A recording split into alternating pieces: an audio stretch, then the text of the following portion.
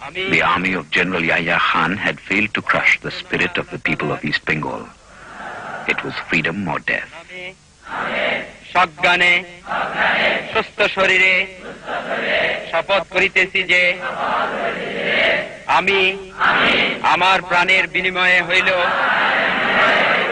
আইনগতভাবে গঠিত প্রতিনিধিত্বশীল In the name of Almighty God, I swear to be loyal to the Sovereign Republic of Bangladesh.